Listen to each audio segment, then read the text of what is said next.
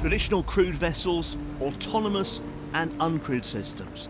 A hybrid force to protect undersea cables and pipelines from Russia. In short, that's what Atlantic Bastion is all about. The threat has long been known. During the Cold War, clever sonar systems in the Atlantic tracked Russian submarines. But that was then. And in the 90s and 2000s, most people thought the threat from Russia in that domain was pretty much over.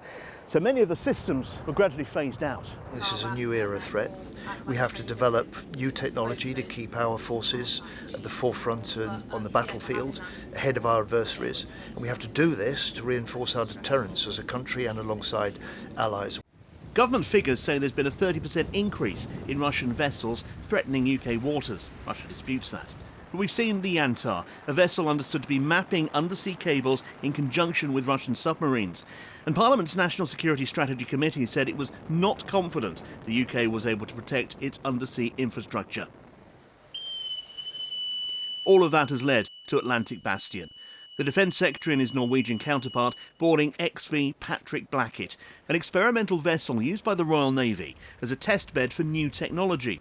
And industry was on hand to showcase that tech, from a prototype of a crewless helicopter to an undersea extending sonar detection system.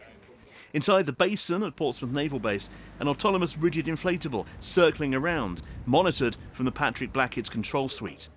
All of this technology is in development, and Atlantic Bastion will likely utilise a lot of it.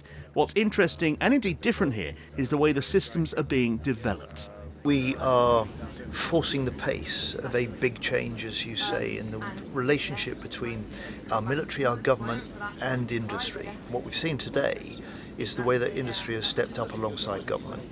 So extraordinary flexibility, creativity from the Royal Navy, but on the other side, the 20 companies involved in the consortia of this programme, putting forward $500 million of their own money alongside our investment.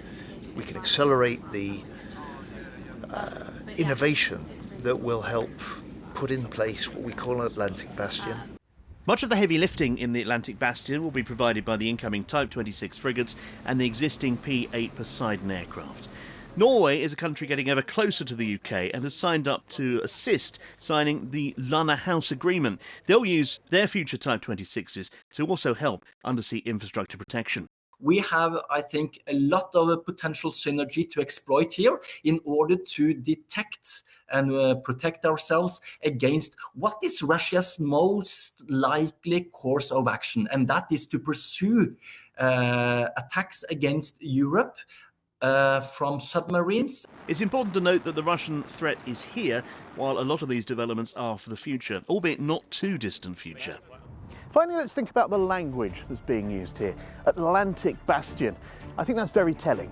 A bastion is, like the one you can see behind me here in Gosport, part of a fort or ramparts that projects out so the defenders can better get at their enemy. In terms of the Navy, it's a heavily guarded sea area. Put those two together, you have the essence of Atlantic Bastion. To defend, yes, of course, but also with the ability to hit out if needed. Thanks for watching. For more from BFBS Forces News, like and subscribe to our channel.